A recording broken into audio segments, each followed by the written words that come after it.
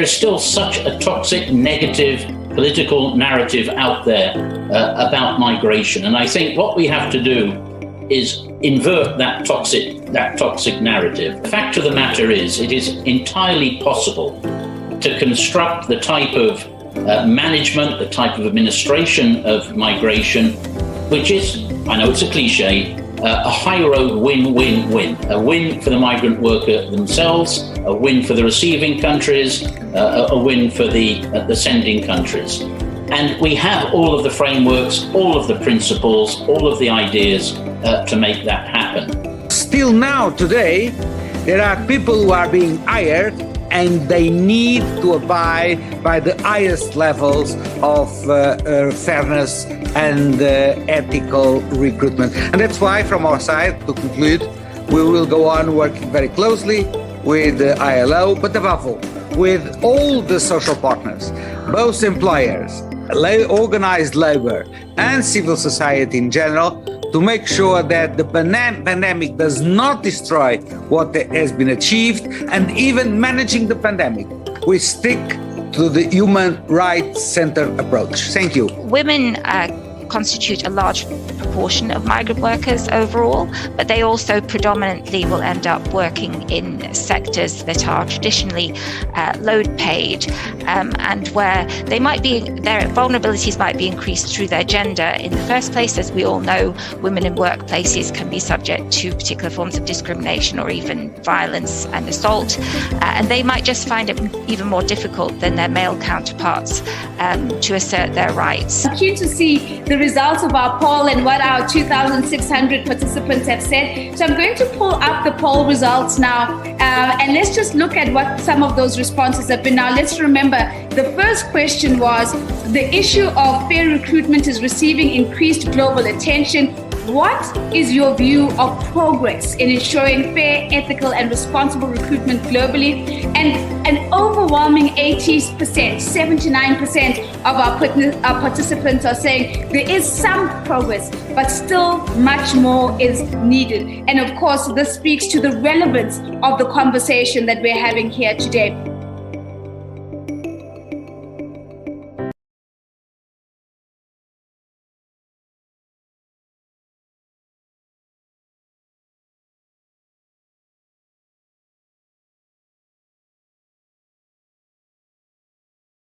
Greetings, everybody. And on behalf of the organisers, the ILO, the IOM, and IHRB, and the Leadership Group on Responsible Recruitment, welcome to the final session of the 2021 Global Forum on Responsible Recruitment. Now, the video you've just seen, the highlight video, is a memory of 4 days ago, for those of us who can remember that far back, and I think captures some of the spirit from our opening panelists. There are 16 of these highlight videos being prepared, and these are going to be released on social media over the next minutes. You can follow them on at UN Migration or at ILO or at IHRB. Now, we've also got translation available for this session, which I believe will be into French and Spanish, and there should be a slide appearing just now, which gives you the details of that. I can't see that slide, so let's move on. Oh, here it is. There we go. So you can, if you want to listen to in another language, click on the globe icon on the right, select your language, and then mute the video player symbol. C'est la même chose en français et le mismo en espagnol. Okay, thank you. Now, we're going to open with a number of, early reflections from the three organisers. So if we've got 3 slides here. Key takeaways. Well, first of all, 1,621 participants over the past 4 days, and many more have signed up to watch on YouTube. But I think that's unprecedented for us to have so many people engaged, many on the social wall, and 782 live comments. Transparency was stressed, the need for coordination. I like that quote right in the middle, that if the future of work is at stake itself, if we don't take recruitment seriously, because it is a key part of the future of work discussion. And I think that's something that's emerged today. If we move to the next slide, we can see that the role of government is essential, not just to address the wrongdoing of business, but also to be drivers of progress in their own right. The pandemic has compounded the risks and adversity that migrants are facing themselves. Fair recruitment challenges are systemic in nature. We're talking about systems here, so we need to know how all the bits join together, and the fight goes on. And I think this final slide shows the speaker representation. I think we've done well from the business perspective and the worker perspective this year. Government perspective has also been strong, as has civil society perspective. But only 3 of our speakers were migrant workers themselves. And so I think that is an area where we want to build and do better year on year. It's, an NGO and a trade union represent the interests of migrants, but are not necessarily migrants themselves. So some of the key takeaways that are front of mind. What I will do is stress to all of you, if you have your own reflections on the past 4 days, please now put those into the question tab that you'll find at the bottom of the screen.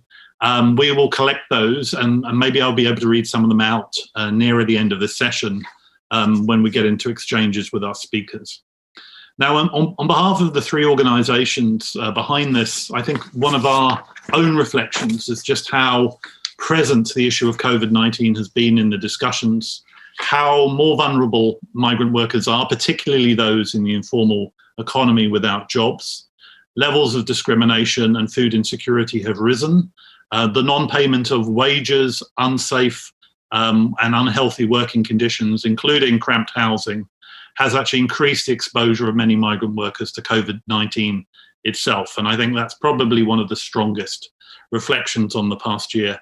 We need to build back better, a phrase that's often used, but let's make sure we don't flip back to the ways of before. If migrant workers and responsible recruitment needs to be a key building stone of the future of work on this planet, let's make sure we treat it as such. And then tangible progress over the past year, yes. I mean, I think when I reflect back to Bangkok and Singapore and Berlin, the sessions before, we do now share a language. It's a bigger conversation. Some stakeholder groups are better represented than they were before. There is more collective knowledge. There is perhaps more cooperation. However, we still lack evidence. We've got more evidence, but there's a need for deeper knowledge, deeper evidence, particularly around some sectors and subject areas. I'm happy, that this year we had a panel on the care sector. It was also unprecedented that we had a panel on the repayment of fees and the complexities around that. Those are 2 areas where we need to go deeper. But as well as care and domestic work, there's agriculture, gender equality, and other issues of non-discrimination where we need to go deeper in future years.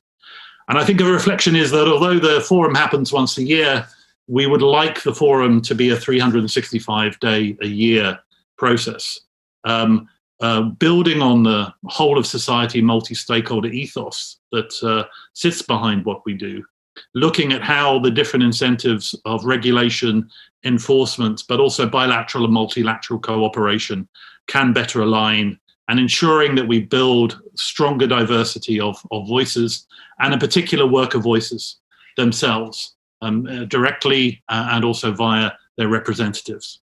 So to give their own reflections, I'm being joined here by 4 excellent panelists to give some of those stakeholder perspectives.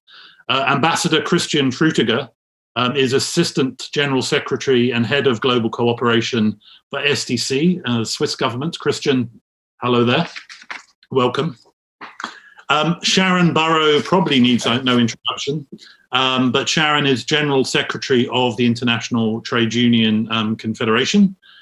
Sharon, hi. Mr. Roberto Suarez Santos is Secretary General of IOE, the International Organization of Employers, which is the other social partner of the ILO. Roberto, hello. And finally, William Goyce is Regional Coordinator of Migrant Forum in Asia, a very valuable partner for many of us in this work. William, greetings to you. Okay. Now, before we get started, I think we have a 2-minute message from the European Union, and then we'll get started in the discussion. So maybe we could go to the European Commission's message now. Thanks. I would like to thank the International Labour Organization, the International Organization for Migration, and the Institute for Human Rights and Business for having organized the Global Forum for Responsible Recruitment, an initiative which the European Union is pleased to support. The European Union has been always and remains engaged in promoting the respect of the international labour standards, and particularly through its project called Reframe, it has been fully supporting the operationalization of the ILO general principles and of the operational guidelines for fair recruitment. We also believe that it is important to promote fair recruitment because this is key to facilitate the organization of an orderly, safe, regular and responsible migration, as well as to reduce the potential vulnerability of migrant workers to rights abuse, labor exploitation and human trafficking. Achieving these results is difficult but possible. A key tool to that end consists in establishing partnerships on fair recruitment in which both origin and destination countries share responsibilities for fair recruitment and jointly care for the respect of migrant workers' rights. The European Union will promote this collaborative and rights-based approach in all countries that will request its development assistance to promoting and better organizing their incoming or outgoing labour migration flows. At the same time, the European Union will apply this approach itself when implementing the comprehensive migration partnerships, which, in line with our new pact on migration and asylum, we intend to develop with our key partners countries, and which, depending on the cases, may also promote the cooperation on labour migration. In this manner, in all aspects of our engagement, fair recruitment will remain a priority objective for us and our partners. That was Francesco Luciani, who's head of unit at DG for International Partnerships at the European Commission. Thank you, Francesco. Right, let's get started with the discussion. So, Christian, I think you're first up. Your government probably supports more initiatives in this area than any other government I can think of. So you're very well placed to have that kind of bird's eye view of the progress that we're making. So maybe, I just turn to you now for your reflections on the past 4 days. Thank you. Thanks a lot, John. And hello to everybody. Indeed, a lot of progress, but of course, a lot of challenges. And we've heard it, and you've discussed it in the last 4 days at COVID-19, and the measures taken to contain the spread of the virus have really disrupted migration and mobility in very significant ways over the last year, a bit more than a year now. And this has affected both the demand and the supply of migrant workers. In terms of demand of migrant labor, certain sectors such as hospitality, personal services, retail and tourism, in which immigrants tend to be overrepresented in the workforce, have seen widespread job losses linked to lockdown, social distancing measures, and households cutting back on their discretionary expenditure. In other sectors, the pandemic has underlined the essential role of migrant workers in filling crucial gaps in the labor market. This is especially pronounced in the care economy. It has also been true for seasonal agriculture in the wake of widespread travel restrictions. Actually, agricultural producers in several destination countries warned of potential food shortages if they could not recruit the migrant workers they needed. Alongside national recruitment campaigns, destination countries also moved quickly then to issue exemptions for seasonal workers to extend the stay of those already present. In terms of supply of migrant labor, widespread border closures and travel restrictions introduced to contain the spread of COVID-19 obviously cut off opportunities for prospective migrants to move for work. New public health measures have made migration for some countries more difficult and costly, including a long established migration corridors.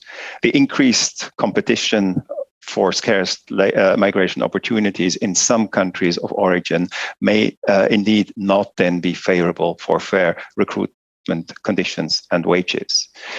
The arrival of vaccines has sparked a gradual reopening of borders, and we see this moving ahead, but the gains are really still uneven. While high-income countries are more or less on track to vaccinate their populations before the end of 2021, recent estimates suggest that some low-income countries will not be able to achieve this goal until 2023. I just attended a big event a few hours earlier, co-hosted by the US and Gavi, on the rollout of the COVAX vaccines to low and middle income countries. Yes, we are already at 40 million doses of vaccines delivered to about 100 countries, but at the same time, we are only at that level, and many countries still only received a couple of thousand or maybe a couple of 100,000. So there's a very long way to go with the vaccines, but also with the treatments, so the medications, and then of course the tests, which are still not broadly enough popularized in low and middle income countries to then be able to take the measures. So the pandemic impacts have been felt very unevenly across the economies of destination countries.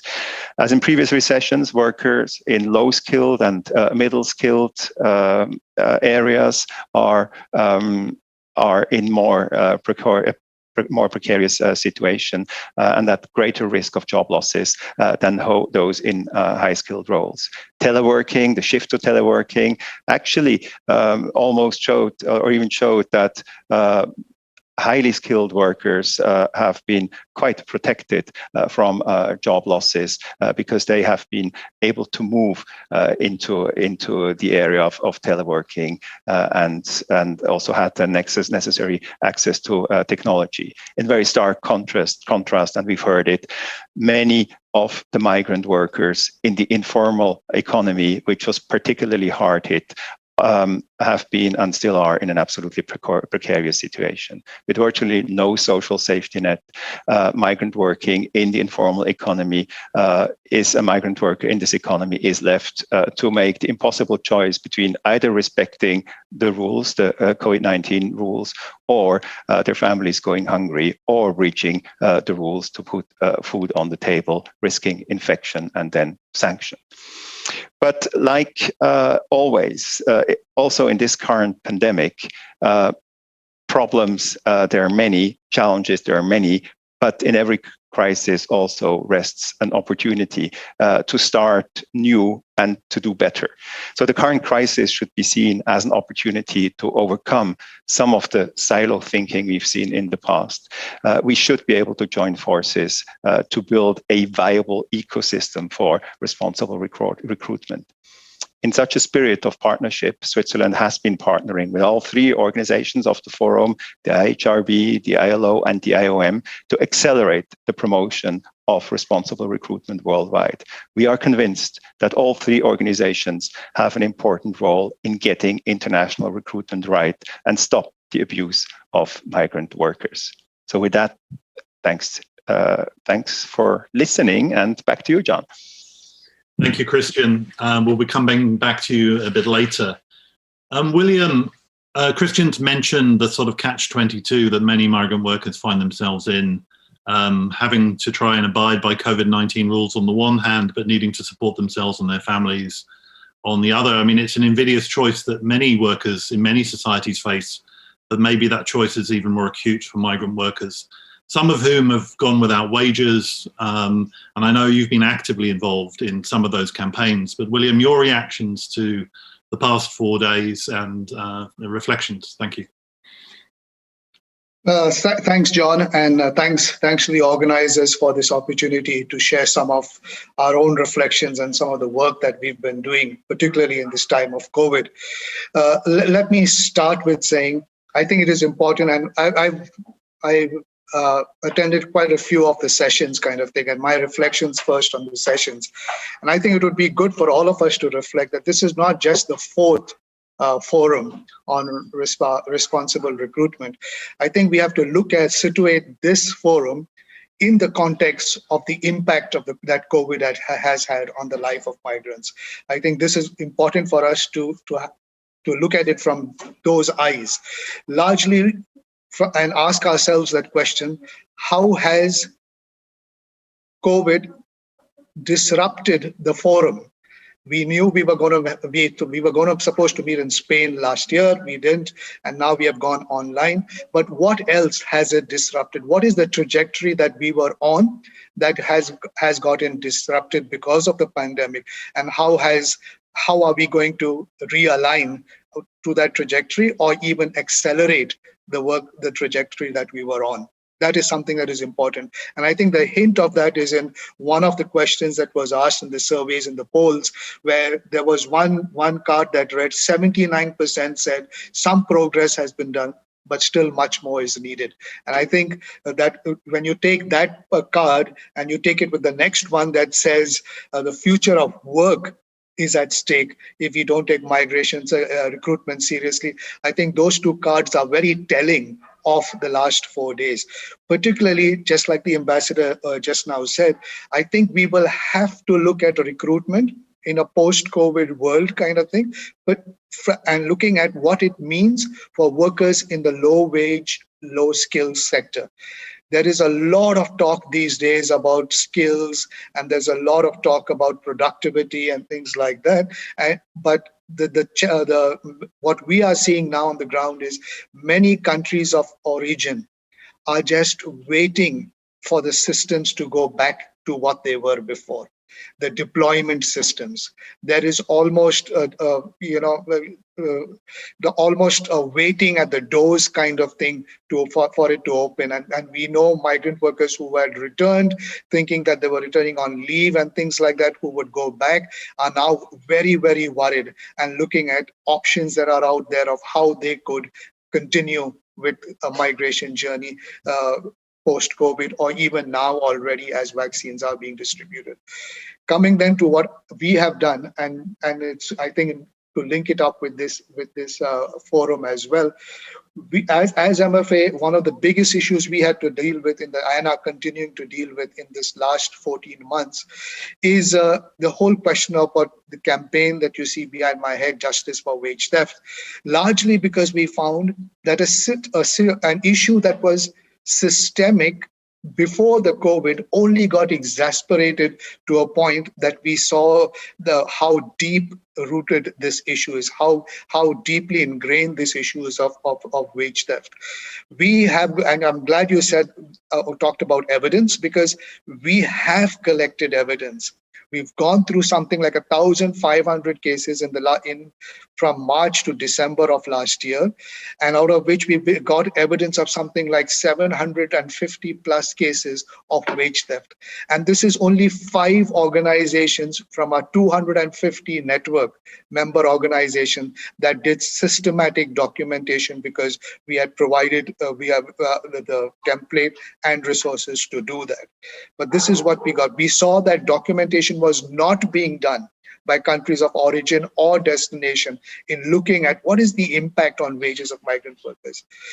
And in looking at wage theft, we started the campaign by saying non-payment of wages and end of service benefits, workers not getting that. It's only when we started looking at the cases and scrutinizing the cases, we found 15 different ways in which wage theft actually happens for a migrant worker. And that was quite revealing in itself. The challenge now that we have is many of the migrant workers, quite a few of them, had not paid off the debts that they had incurred, that taken on for the migration journey, and now they are back home. And so many migrant workers are returning to debt situations. Now the debt was already huge in the sense of 6 months pay, 12 months pay, 1 year pay kind of thing. And now they are returning to that. So if that debt was huge, it is now crippling, because of what it means when they come back and they have to pay the debt.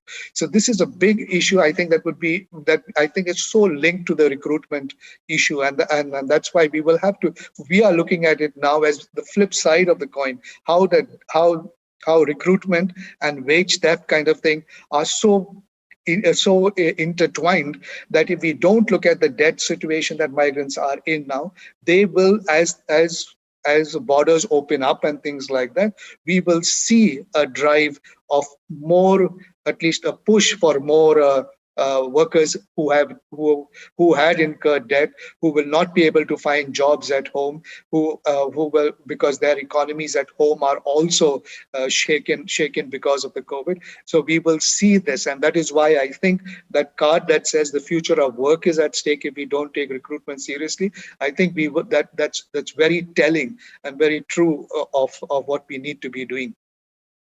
What I liked in this last 4 days is the question of voice. I think never before have we been challenged with the question of migrant voice and putting migrant voice out front. And you mentioned that was one of the things that we were not able to do in the last 4 days as well.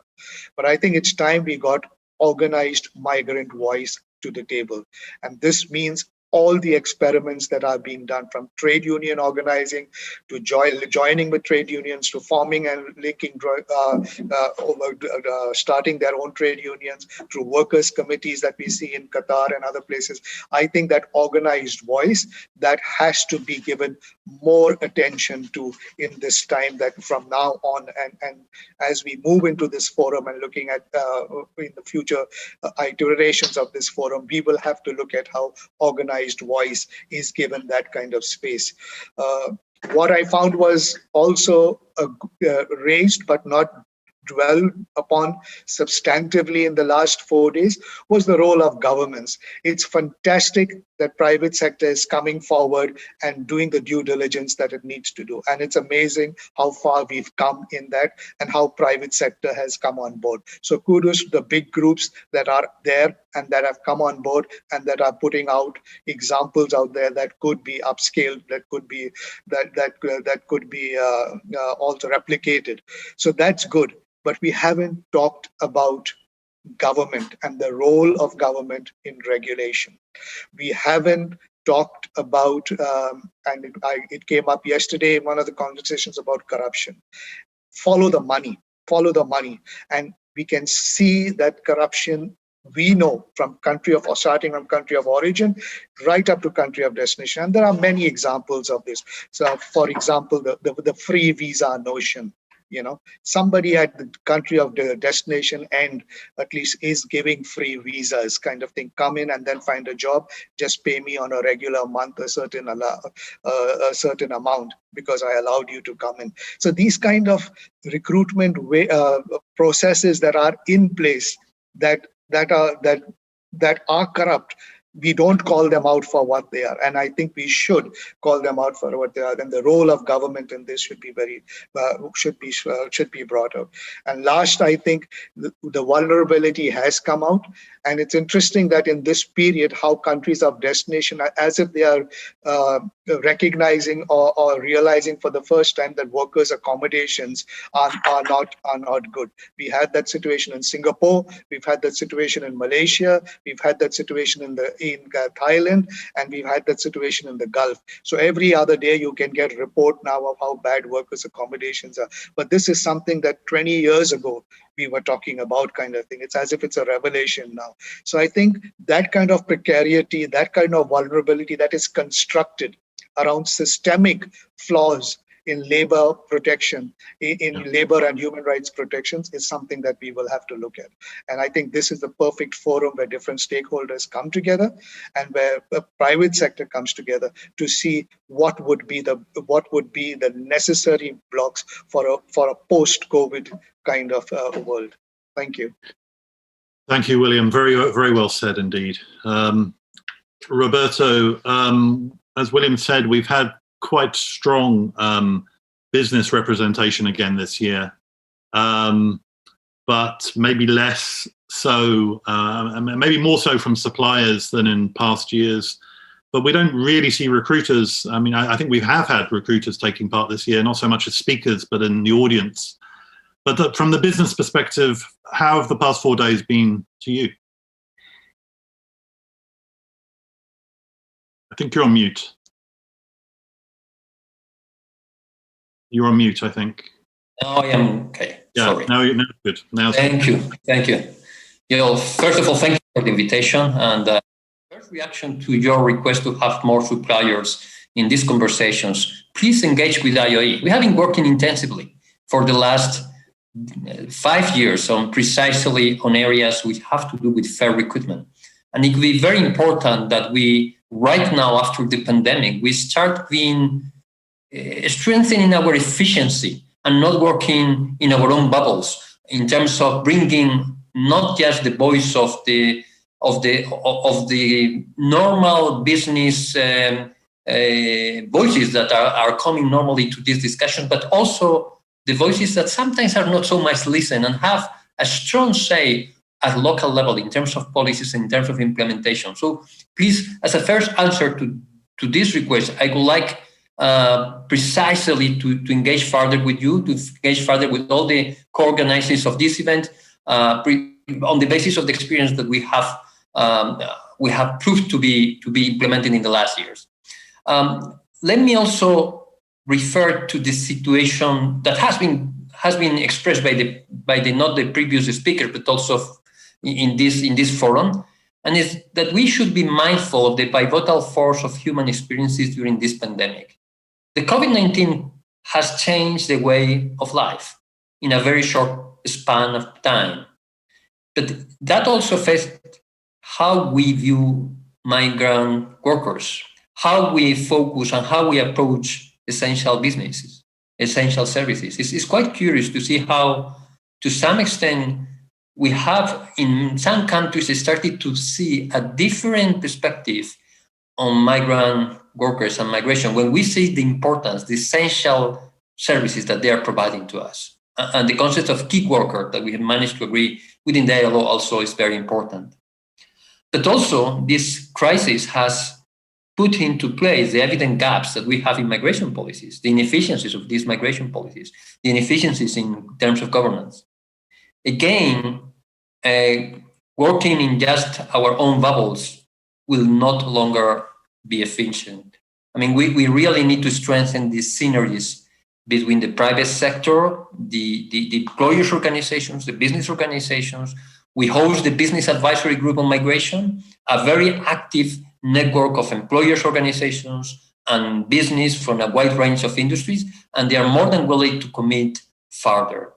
We strongly believe that the importance of this engagement will bear fruits in the very short. We have been very clear for a long time on the importance of fundamental principles and rights at work, on the importance of finishing with abusive practices, and the importance of having also fair recruitment processes. We have been involved in several initiatives with the fair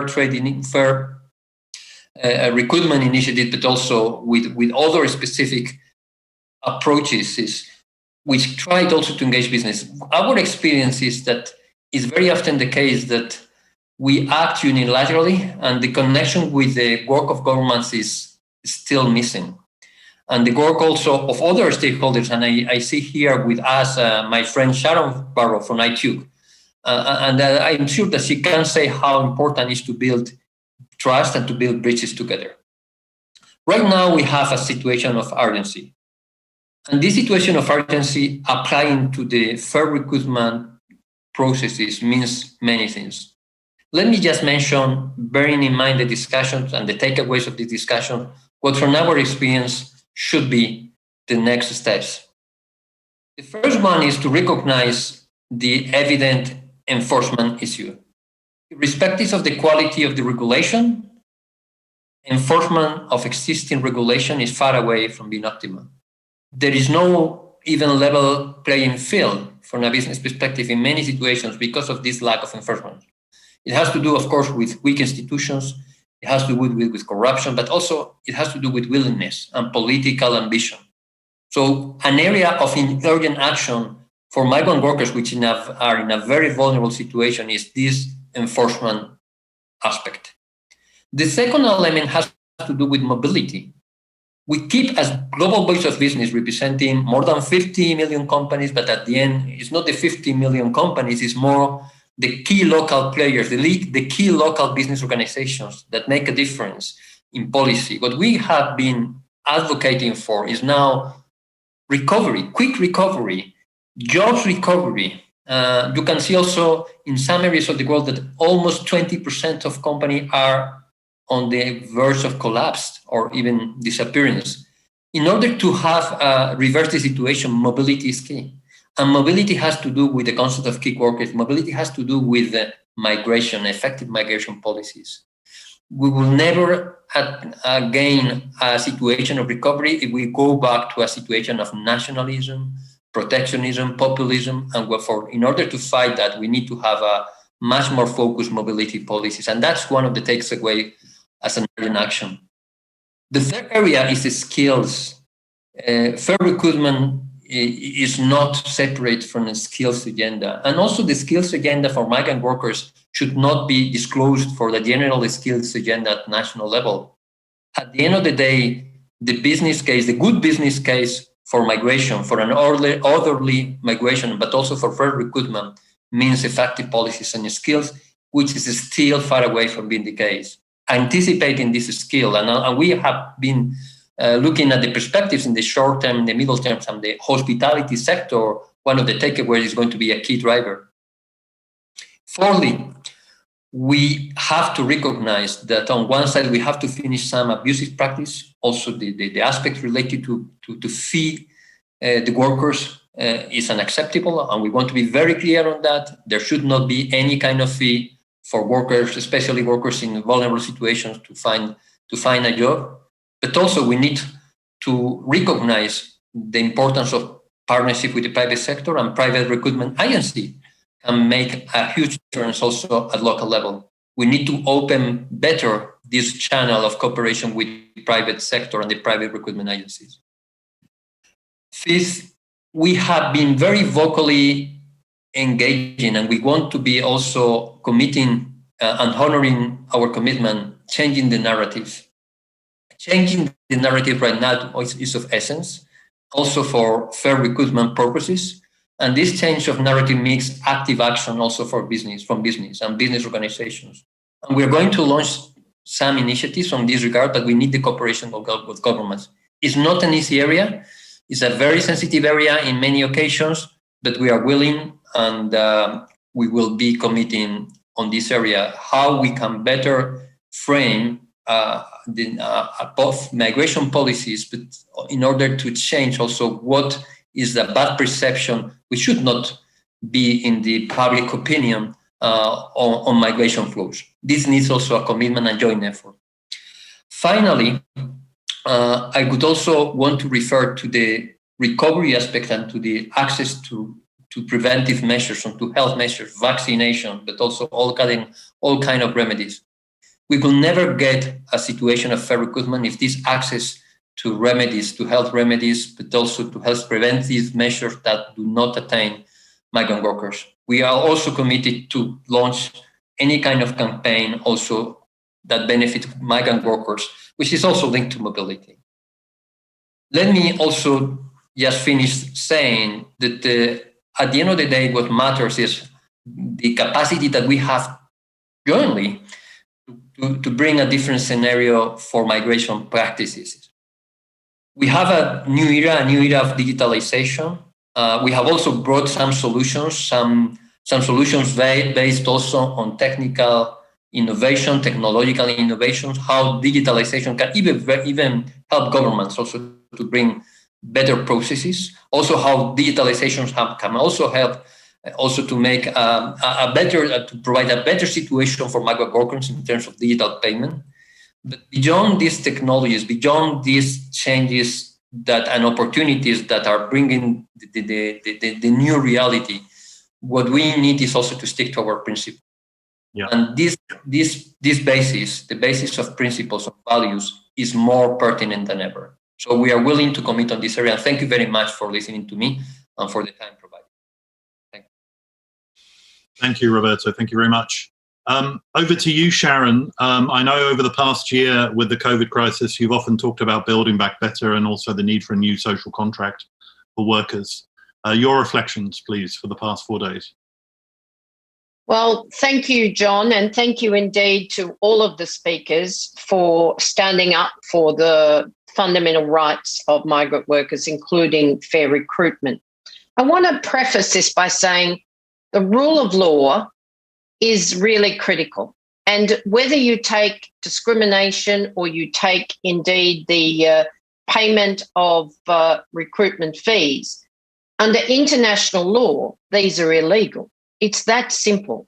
And so I want to return to the issue of the rule of law and legislation, but let me make 4 points.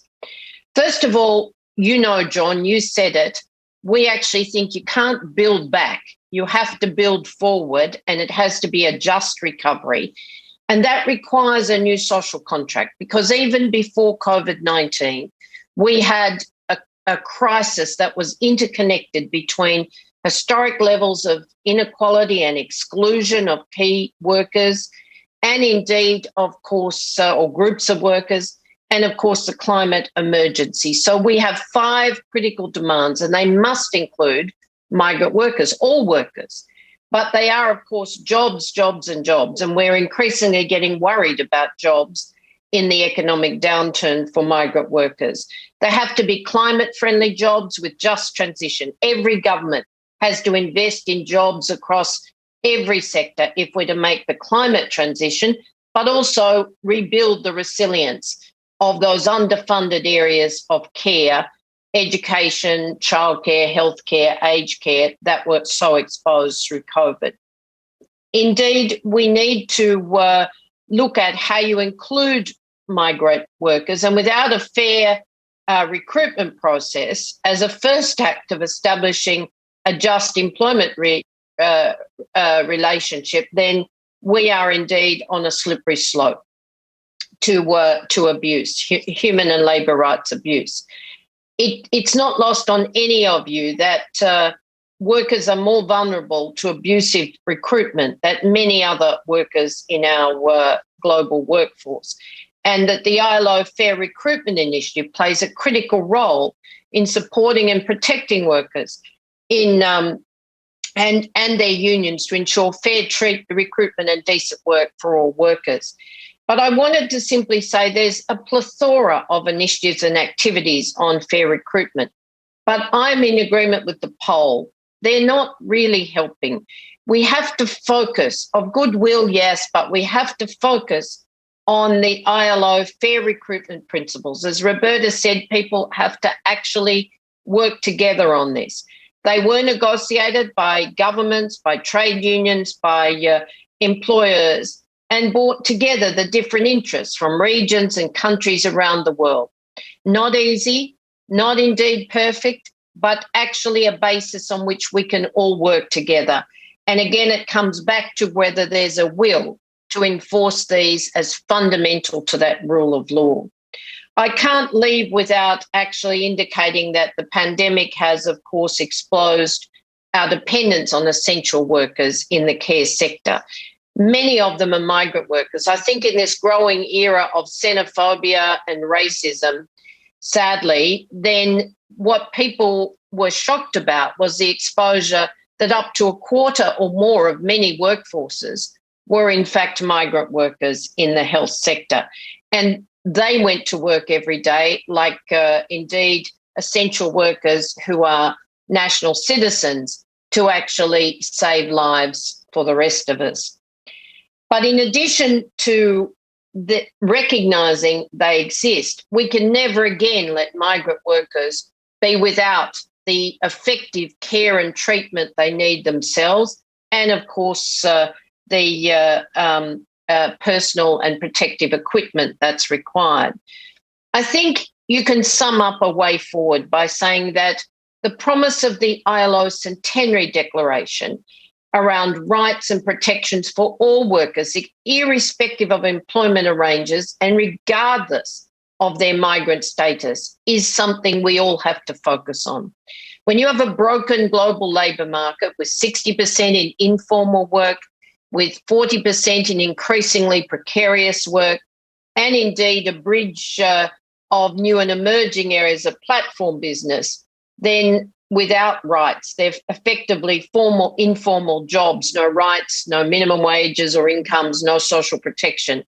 And migrant workers, you can see, are spread across both traditional and emerging sectors, then this is a disaster. So the ILO Centenary Declaration says 4 essential things for all workers. One is that you must have fundamental rights and protections. You must indeed have freedom of association, and we know what a battle that is in many countries still. You must have the right to bargain collectively, to be free of discrimination, and of course, to be free of child and forced labour. And with that, we must have occupational health and safety, so essential that it is recognised as a fundamental right. We must have an adequate minimum wage, a minimum wage based on the an evidence base that reflects the constitution of the ILO, the Philadelphia Declaration, and the Convention around the right for all workers to actually be able to live with dignity and raise a family on a minimum wage. And of course, we also need to have some control over working hours. That's true for traditional areas of work for migrant workers and emerging technology influence work or dependent work that is really blowing apart the social contract around safe and rights-based working hours. So if we don't get this right, if we don't actually get the issues around the rights of migrant workers with universal social protection, with inclusion of women, and of course, just transition, then we are not going to see a future that meets the test of SDG 8. And if migrant workers aren't part of that future, with all of the attendant rights and protections that we see in the labour protection floor, then we can't rest. So we need the legislation. We need to focus on those areas of legislation that are absolutely nationally determined in line with global law. But we also need corporate due diligence, because without corporate due diligence and mandatory due diligence, then the monitoring and the respect for the rights of migrant workers, the grievance procedures and the remedies simply won't be there. It is time to end the dehumanising exploitation of migrant workers. And indeed, as a 21st century test of our humanity, we can't fail. We just can't continue to fail. So fair recruitment principles, first step. Transparent contracts, second step. Labour courts, rule of law, grievance procedures from corporations through the supply chains, all of that's essential. And all of us have a responsibility. Thank you, John. Thank you, Sharon. And we'll bring you all back on screen now. While you've been talking, we've had a number of reflections in from the audience. I can't read them all. I'll just read a few here. And just to say that the social wall for this event will be up for several weeks to come. So hopefully you can keep engaged with each other and keep the conversation going. Heike says that fair recruitment makes good business sense. We need to be pushing that message. And Joe Martinez from Tieto says that once we've established ethical recruiting as a baseline, we have an opportunity to demonstrate that agricultural workers are professionals and that this is a skilled labour force too. Lisa says a highlight for her was Mustafa Kadri from Equidem's highlighting of the plight and exploitation of migrant women workers and the importance of access to justice. Not enough attention is being paid to this very important issue of sex-based discrimination. Neil likes the opening session with Guy Ryder constantly reminding us that we need to tackle this negative discrimination, this negative perceptions of migrant workers, given that they're an essential component of the global economy moving forward. Elisa highlights the need for more sectoral discussions, particularly fair recruitment principles in agriculture, apparel, and hospitality and care. And then more and more comments. I'll stop there because there's lots of them. Any reactions to any of those comments or anything else you've seen Any of you? And then I'll come to you all in about 5 minutes for your closing recommendations. But any responses to what each other has said, as well as what the audience have been saying? Don't be shy, William. Yeah, John, can I come? Yeah.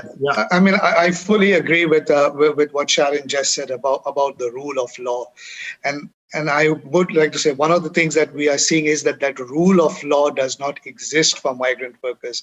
The campaign that we have launched with trade unions and civil society on wage theft is precisely that. The rule of law exists on paper, but it doesn't work for migrants. Migrants don't have the luxury to process their cases through the rule of law system, because it's difficult to navigate, and it's just not possible for them to. They don't have the support systems to go through the rule of law when cases like wage theft or exploitation are there. They are looking for the next opportunity to earn something to send back home. So I think how the rule of law is implemented will also have to be looked at with more scrutiny, that it responds to migrants. I don't want to say things like affirmative action in the rule of law for migrants, but definitely the rule of law needs to respond to the situation of migrants. And that would be different from how it responds to the situation of nationals. That's interesting. Christian, you partly your background in previous jobs, I know, and you're also representing a government now. Does this call for some kind of transitional justice response? I mean, William said that rule of law as we normally understand it is not accessible enough, is not speedy enough, it's not fair enough for migrants in distress. It's difficult to say. I think clearly we have to work on this enabling environment, and because there is a risk, and William mentioned it in his earlier intervention, that as soon as the borders open again, there will be potentially a real rush on both sides. On the sides of the potential migrant workers in the countries of origin, and then of course on the other side, the demand side in the destination countries. And one thing we have to really pay particular attention to is that we don't actually now embark on a race to the bottom, and that is a huge challenge. So the solution, I think there is no miracle solution. It's a compound of solution which involves all stakeholders. So we have had, there are a number of initiatives going on. The international frameworks exist. The domestic regulation in many countries exists, but are not necessarily implemented. There is willingness, as we have heard, on the side of business, but fair recruitment has not really been completely been mainstream. So there is, there are pieces of the puzzle, and we all would like to go this into the right direction, but there is a definite risk that instead of that, a race to the bottom starts, and this is something we absolutely have to avoid. Thank you, Christian. Roberto, in your remarks, you mentioned the role of government. What would you like to see? Any responses to what Christian said, or governments come up a lot in people's comments? Our experience in fair recruitment, but also in migration in general, is that it's really hard sometimes to engage effectively. First of all, the governments have their own challenges internally in terms of coordination on migration policies. We know all that. But then when engaging with business organizations and employers organizations on migration practices, it's far away from the situation you have in other areas. So we have launched, Sharon referred to the fair recruitment principles, but also we have Irish, we have been also working with some of our members and also the business advisory group also to leverage technology.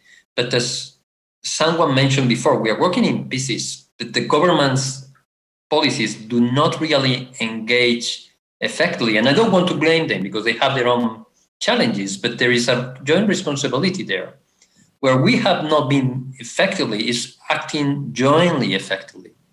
So perhaps one of the way forwards, look into the future, look into the short term, is to bring in the local players that are key in changing the policies, but also the global players.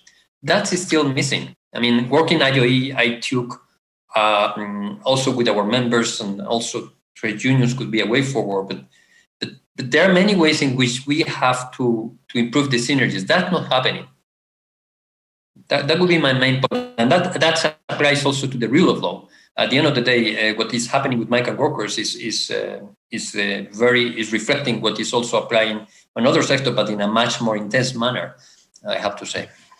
Thank you, Sharon. Why is it not happening? I'm also, drawn to what Guy said at the beginning 4 days ago about the negative perceptions that are being fueled of migrant workers. I mean, in democracies, some governments win power by demonizing migrant workers. It's part of the game, right? How do we break this cycle? It's a shocking part of the game, John, and I'm very tough about this. If you've walked the migrant workplaces, particularly in countries that have no effective rule of law for human and labour rights and no sanctions, then they will tell you that they feel treated as if they're less than human. And I do think that people look at migrant workers without the respect and the rights-based frame that, in fact, they're just as deserving of as we are. There's no doubt. I come from a migrant country, and I'm embarrassed to say I've seen governments in my own country use this as a kind of fear tactic. But the reality is we wouldn't have an economy. We wouldn't be a developed country, Australia, without our migrant population. And many of us have mixed descents and ethnic origin. So it's crazy in 2021 that we still see a world, in fact, that's on the increase, where xenophobia and racism is, in fact, part of the game. Migrant workers are workers. Equal treatment is the rule of law. It's that simple, and people who determinedly or even blindly discriminate because they don't take responsibility have to be held accountable, whether it's governments, companies, whoever it might be. Thank you, Sharon. It's final word time. So you first, Sharon. Any recommendations in your head? Yeah, so mine, unsurprisingly, is the rule of law. First of all, ILO conventions, not just the ones I talked about, of course, those in the ILO Centenary Declaration, but 181, which simply goes back to the very start of this conversation that says, payment of fees is illegal. You can't hold migrant worker passports. They have rights. And, of course, we work very hard to put that legislative frame with Roberto, with the ILO, into the legislation now in Qatar.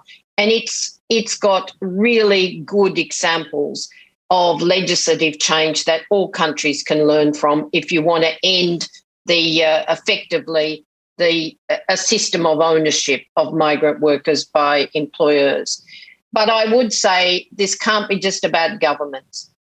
We must have mandated due diligence. We must have the monitoring, the risk identified of violations of human and labour rights, and indeed the grievance procedures to effect remedy. We must all work together to monitor where exploitation is happening. Thank you, Sharon. Roberto, the year ahead. My main recommendation would be to engage further. When I say further, I mean more effectively with the local business players, which we can help to change the policies and to implement the rule of law. To engage with the business organization, and we are willing also to help on that direction, because that's not happening. And that would be a way forward also to liaise better with other stakeholders, but also with the workers' organizations, and also, of course, with the ILO, IOM, and also with the Institute. Bring them better will be helping on that to have effective results. I think that's critical, and that's still not happening.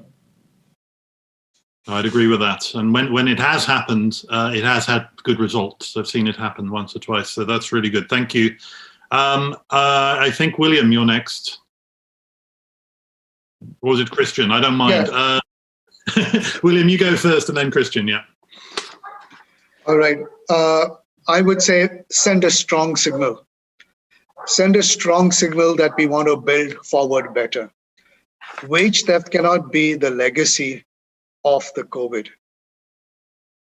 popularize the guiding principles of the ILO on fair recruitment, bring more recruiters to sign up to the principles of ethical recruitment that the IOM has of IRIS. The leadership group that IHRB convenes, let's look at this issue. Let's take it up. Let's give some solace to migrants who have returned to situations of debt and despair. Let's count the cost. It's not only wage theft. How many children will not have an education because their migrant parent does not have the wages, cannot remit money? How many houses will be sold because the mortgage on it cannot be paid, or for which they were hoping would be their house? How many people will not have health because the remittance that was being used for hospitalization and other things will not be there? So this is serious, and we got to take it seriously. And we have the infrastructure now. The question is, do we have the political will among ourselves to come together and take this forward? Thank you very much for that. Christian. Thanks, John. Well, look, I think we've heard it. We all have to take our responsibilities, and I think that's really central. Switzerland, you've mentioned it. We are supporting a number of initiatives. We're trying to push the agenda, the ILO's Fair Recruitment Initiative, the International Recruitment Integrity System by the IOM, and of course the leadership group for responsible recruitment of the IHRB. But we really need to now get going on creating this enabling environment, which consists, and we've heard of rules and regulations and incentives that encourage and motivate the consistent use of fair recruitment practices by all stakeholders: employers, recruitment agencies, and migrants. And access to these practices for all migrant workers, particularly, and we've heard those, the most vulnerable ones, low-skilled or even informal. Now, it goes without saying that the universal adaptation of the employer's pays principle across all industry sectors is a must, and we have to stand in for that in order to minimize abuse and exploitation. In other words, it's about making fair recruitment mainstream. And that's, where I also want to turn to business, because, and we've heard it, we've seen it on one of the posts of the social wall. For me, and I think for all of us, good business is sustainable business.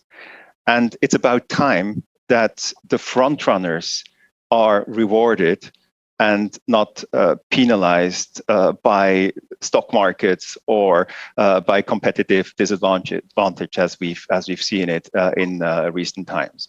So together, we really have to work on this, and on our side, we definitely will. So thanks a lot. Back to you, John.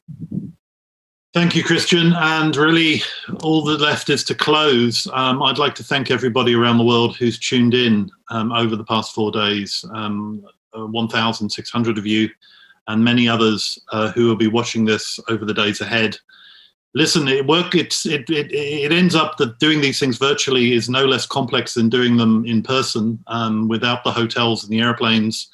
But doing this stuff with a platform that works as well as this one doesn't come with no work. In fact, there's a whole team of people here who've been working very hard over the past few days to pull this off, and for months beforehand. So we'd like to thank everyone at We and Goliath. That's the company that we hired to do this, particularly Danielle, Michelle, Vanessa, Dwayne, and Jeremiah, but there are many others there too. So thank you guys for making this such a professional event. Of course, to our partners at the ILO and the IOM, too many people to mention there, so I won't name call if that's all right, but it's always a privilege to work with both of you, and we're like the minnow at IHRB, and you're like the two big whales, and yet you treat us with the same respect as if we were as big as you. So thank you very much for that. The Leadership Group on Responsible Recruitment and all the businesses, NGOs, UN agencies, and the Swiss government that support that initiative, thank you.